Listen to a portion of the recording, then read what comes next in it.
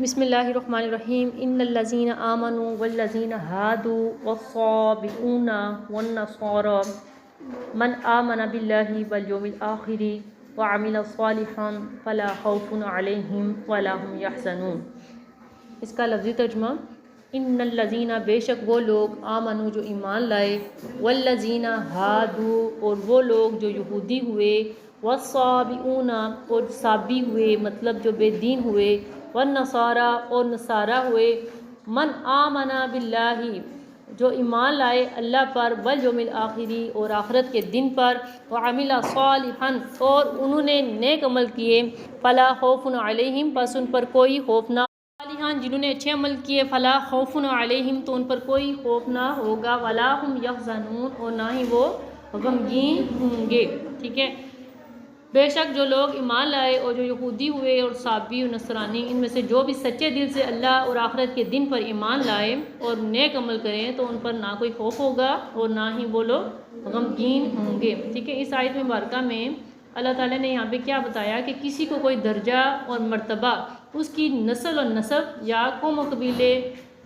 کی وجہ سے حاصل نہیں ہوتا، بلکہ اس کا انحصار کس بات پر ہوتا ہے کہ اس فلاں بندے کا ایمان کیسا ہوگا، اس کا عقیدہ کیسا ہوگا، اس کا کردار کیسا ہوگا۔ تو عقیدے کی بنیاد پر، عمل کی بنیاد پر انسان کے کہہ لیں کہ ایک کسوٹی یا اس کا انحصار فیصلہ ہوگا کہ یہ بندہ آیا کامیاب ہے۔ ٹھیک ہے، جو لوگ اللہ تعالیٰ اور آخرت کے یوم آخرت پر صحیح طریقے سے ایمان لاتے ہیں، اچھے طریقے سے اور صحیح عمل کرتے ہیں، تو کیا بتایا ہوا ہے کہ وہی لوگ کیا ہوں گے، کامیاب ہوں گے۔ ٹھیک ہے، اگلی آیت دیکھیں، لَقَدْ أَخَذْنَا مِيثَاقَ بَنِي إِسْرَائِيلَ وَأَرْسَلْنَا إِلَيْهِمْ رُسُولًا كُلَّمَا جَاءَهُمْ رَسُولٌ بِمَا لَا تَهْوَىٰ أَنفُسُهُمْ فَرِيقًا كَذَّبُوا وَفَرِيقًا يَقْتُلُونَ۔ پہلے اس کا لفظی ترجمہ دیکھیں، لقد البتہ یا تحقیق، قد لفظ اور یہ بھی تحقیق والا، لا بھی لفظ تحقیق والا، اور یہ جب ایک کلام میں دو تاکیدیں جمع ہو جاتی ہیں تو مطلب کیا ہوتا ہے کہ وہ جو کلام اللہ تعالیٰ فرما رہے ہیں اس میں بہت زیادہ زور ہے اور اس میں بہت زیادہ پختگی ہے۔ اخذنا ہم نے لیا، میثاقا پختہ عہد۔ ٹھیک ہے، میثاق یعنی ایسا وعدہ جو ایک جماعت سے لیا ہوا ہو، یعنی کہ بہت سے بندوں سے لیا ہوا ہو، وہ میثاق کہلاتا ہے، اور وعدہ وہ عموماً ایک بندے سے بھی ہو سکتا ہے۔ ٹھیک ہے، اسی طرح عہد اور میثاق دونوں وعدے کے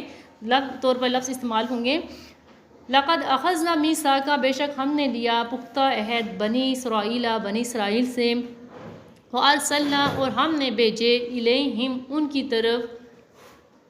کی طرف ہم نے کیا بھیجے، رسول بھیجے، بما لا تہوی انفسہم، بما اس کے ساتھ، لا تہوی انفسہم نہ چاہتے تھے ان کے دل، کذبوا لیکن انہوں نے کیا کیا، جھٹلایا، وفریقاً ایک گروہ نے، وفریقاً یقتلون اور ایک فریق ایسا تھا جو وہ قتل کر ڈالتے تھے۔ ٹھیک ہے، اور اس کا لفظی ترجمہ دیکھیں، یقیناً ہم نے بنی اسرائیل سے پختہ عہد لیا اور ہم نے ان کی طرف رسولوں کو بھیجا، تو جب کبھی ان کے پاس کوئی رسول ایسا حکم لے کر آیا جسے ان کے نفس پسند نہ کرتے تھے، تو بعض لوگ کیا کرتے تھے، وہ تو اس کلام کو بھی جھٹلا دیتے تھے، اور بعض کیا کرتے ہوتے تھے، اللہ کے ان پیغمبروں کو نعوذ باللہ شہید کر دیتے تھے۔ ٹھیک ہے، تو اب اس آیت کی وضاحت دیکھیں کہ اللہ تعالیٰ نے یہود و نصارہ سے وعدہ لیا تھا کہ اللہ تعالیٰ کے احکامات کے مطابق اپنی زندگی بسر کریں گے، لیکن انہوں نے وہ وعدہ توڑ دیا اور اپنی رائے اور خواہش کے پیچھے لگ گئے۔ اللہ تعالیٰ کے احکامات کی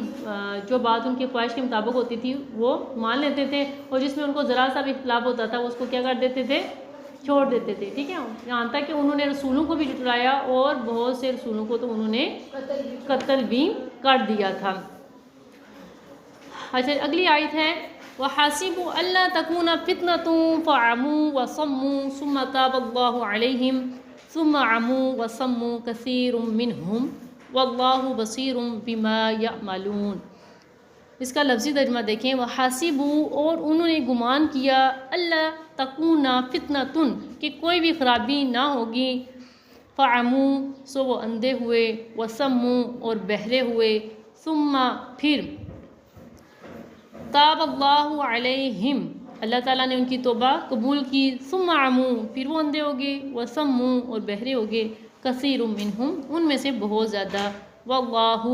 بے شک اللہ تعالیٰ، بصیر، دیکھ رہا ہے، بما یعملون، جو وہ کرتے ہیں۔ باماورا ترجمہ اس کا دیکھیے، اور وہ یہ سمجھ بیٹھے کہ ایسا کرنے سے کوئی عذاب نہ ہوگا تو وہ اندھے اور بہرے ہو گئے، پھر اللہ نے ان کی توبہ قبول فرمائی، پھر ان میں سے بہت سے اندھے اور بہرے ہو گئے، اور اللہ خوب دیکھنے والا ہے جو کچھ وہ کر رہے ہیں۔ ٹھیک ہے، اب اسی آیت کی وضاحت سنیے، یعنی کہ وہ اتنے بڑے گناہ کرنے کے بعد وہ لوگ بے فکر ہو کر بیٹھے ہوئے تھے کہ ہمیں اب کوئی سزا نہ ہوگی، ٹھیک ہے، لیکن یہ سزا جو تھی کس وجہ سے وہ دور تھے، یعنی کہ کہہ لیں کہ ان کے سمجھ پر پردے پڑے ہوئے تھے، وہ اللہ نے ان کے اس سرکشی کے باعث ان کی آنکھوں پر بھی پردے ڈال دیے تھے، ان کے کانوں کے اوپر بھی پردے ڈال دیے تھے، ٹھیک ہے، نہ تو وہ حق بات کو سن سکتے تھے، کوئی بھی ان پر حق بات اثر نہیں کرتے تھے، ٹھیک ہے، لیکن پھر بھی اللہ تعالیٰ نے ان پر مہربانی کی، افسوس اس کے بعد بھی اس میں سے اکثر حق سے دور تھے اور حق کو سننے سے پھر وہ محروم ہو گئے تھے۔ کتنی بڑے اللہ تعالیٰ نے ان کو ایک موقع دیا تھا، ایک دفعہ تو اللہ تعالیٰ نے ان کو معاف بھی کر دیا، اتنی بڑی انہوں نے سرکشی کی، لیکن پھر کیا ہوا، دوبارہ سے وہ اپنی اس روش پر آ گئے تھے، ٹھیک ہے۔ تو اللہ تعالیٰ سے دعا ہے کہ اللہ تعالیٰ ہمیں صحیح اور پختہ عقیدہ عطا کرے، اور اپنے پیارے نبی، اپنے پیارے پیغمبر حضرت محمد صلی اللہ علیہ وآلہ وسلم کے تمام جتنے بھی احکامات ہیں ان پر سچے دل سے چلنے کی توفیق عطا فرمائے، اور یہ جو پیاری سی کتاب اس کے والے سے آپ کے پیارے نبی صلی اللہ علیہ وسلم نے کیا فرمایا، خیرکم من تعلم القرآن وعلمہ، کہ تم میں سے بہترین وہ انسان ہیں جو خود قرآن کو سیکھے اور دوسروں کو سکھائے، ٹھیک ہے، اور اللہ تعالیٰ سے دعا ہے اللہ تعالیٰ ہمیں مرتے وقت تک اس پیارے سے مقدس کتاب کی تدریس کرنے کی، سیکھنے کی توفیق عطا فرمائے، اور جو لوگ اس کلام پاک کو سیکھتے ہیں یا سکھاتے ہیں ان کے معاون اور مددگار بننے کی بھی توفیق عطا فرمائے۔ وآخر دعوانا ان الحمد للہ رب العالمین۔